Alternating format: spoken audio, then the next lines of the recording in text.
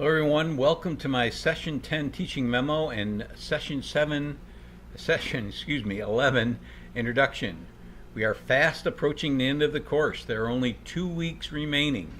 After this session, you will have 2 weeks to finish all of your work. Well, Red Sox won 3 in a row over the weekend, so I am temporarily happy with them. I enjoyed my week in Narragansett. Worked in the morning grading DEJs and participating in the discussion board, and it's back to reality this week. I had my granddaughter with me this morning, which is why you're getting this just a little bit late, but still on Monday. Housekeeping, this is a reminder that I'm available for office hours by appointment only, most mornings and some evenings. Just text me if you are interested, and I have my phone number here, 914-388-2582. Once you let me know, you can access the meeting by logging on to the link that I have in my teaching memo. You may have questions regarding the final draft of the select response test, as well as the 3-part analytic summary, which is due on the last day of the course. With 2 sessions left, this is a good time to check your grades and make sure you have completed all the assignments, especially previous double entry journals. That's what people sometimes forget. They put it off and then they forget to go back and do it. As well as those 3 video quizzes that were in session 2. So go back, check your grades and make sure that you have those special ed 1, 2, and 3 video quizzes up to date. All right, session 10. This session's discussion board is off to a great start. I think almost everybody has participated. Formative assessment and appropriate grading practices. Remember, this discussion board closes Sunday at midnight, so you got plenty of time to get in your 6 posts on 3 separate days. I've graded all the double entry journals on Popham's test prep chapter. Some were excellent and connected to my presentation, as well as the other test prep and stress relief articles. That was important.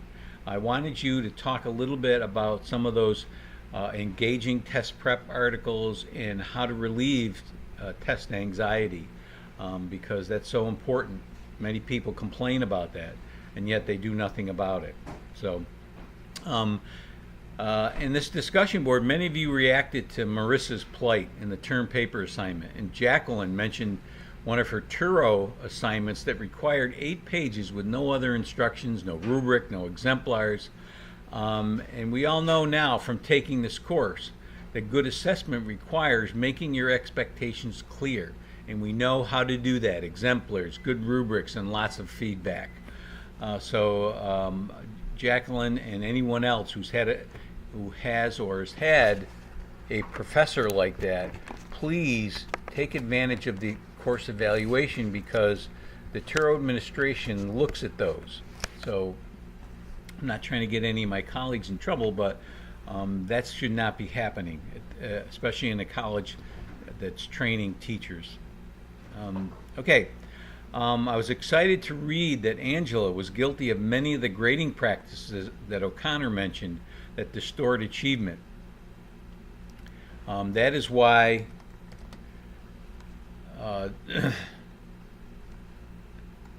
lost my place. That is why that is what my course is all about: getting you all to look at assessment as part of learning rather than something that is separate.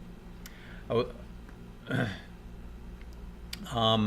me talk about session 11 now.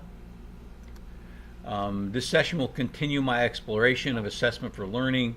I've already seen a great deal of reaction to the term paper assignment, as I just mentioned. Many of you have had similar experiences. In Monique's thread, she mentioned how angry she became when she received no feedback responses to emails or any kind of assessment for learning, and received a B for a final grade, thinking that she was going to get an A. Grades should not be a surprise, which is why I like to post the running average right next to your name in the My Grades section. On Angela's thread, she mentioned how she was referred to the Writing Center, and this really bothered me, and received no feedback on her writing. She was asked to do an assignment, and she handed it in and got no feedback. This was mind-boggling to me because I often refer students there and am dismayed that they are not getting the feedback they need to improve. She mentioned the Emily video, which is another must-watch for everyone. It appears staged, but what Emily has to say about the way her teacher, Miss W, teaches writing is so very important. If you read her 2 pieces of writing, one before the writing course and the second one towards the end of the year, you should be impressed. You should also take some time to watch the 2 videos by Rick Wormelli. He is a middle school teacher who is also an educational writer and consultant. He has many videos on YouTube. The 3 I have shared, one in session 12, are enlightening when it comes to grading and the acceptance of late work. As he stated, the consequences for not doing your work should be to do your work. I'm looking forward to continuing the active discussion this week. There are some issues presented by the authors of the several articles I placed in course materials that should transform the way you look at grading as well as formative assessment. Okay, end of semester assignments. For Monday, you'll need to have completed all of your posts for the current discussion board, after which time it will close, and take the final vocabulary quiz. Your revised selected response test should also be uploaded in this session. There was a link to the course evaluation in last session's assignments, which I believe is an old one. It's the one I used last semester. So I'm trying to get some clarification from the Turo administration on where the correct link is. So if you've already did that link, it may be okay, I'm not sure, but I'll let you know. Once you log on to that evaluation, you'll be taken to the evaluation page. And again, I've said this during especially this discussion board. It's very important. This is the only feedback I get from my course. Please consider making comments as well. A lot of people just do the numbers. That really doesn't say a lot. If I get all 5s and no comments, it doesn't really tell me what you think is good and what you don't think is good. Although many of you are commenting on this in this week's discussion board and saying some real positive things, so that's great. Thank you.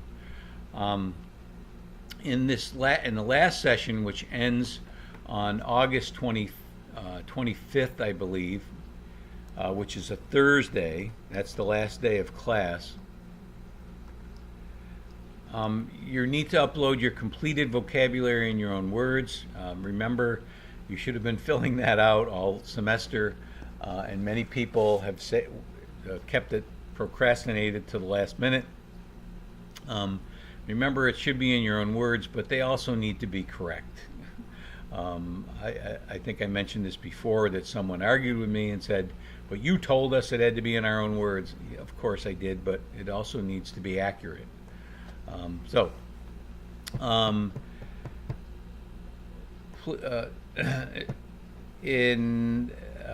That's it. Finally, you'll need to complete the 3-part analytic summary. I've included the rubric below the assignment, and I've added exemplars in session 12, so make sure you go into session 12 and look at those exemplars. I've also have the video. I placed it in several different places so you can't miss it, on how to create your 3-part analytic summary, because you're going to have each part you're going to have to use APA format. You're going to have to the only thing I really require is double spacing, citations in each of the 3 sections, and a reference list. So that's it. You don't have to do a cover page. You don't have to do a running head. You just have to do double spacing, indent paragraphs, and use proper APA format in your citations and reference list. Okay, I think most people reference the EdTPA incorrectly. I believe I have that on the page where I've put a link to the EdTPA. So make sure you do that. I will be back with my last teaching memo next Monday. Remember, the course ends on a Thursday, so you don't have a full week to get all your work in. Okay, I'll see you then. I'll talk to you then.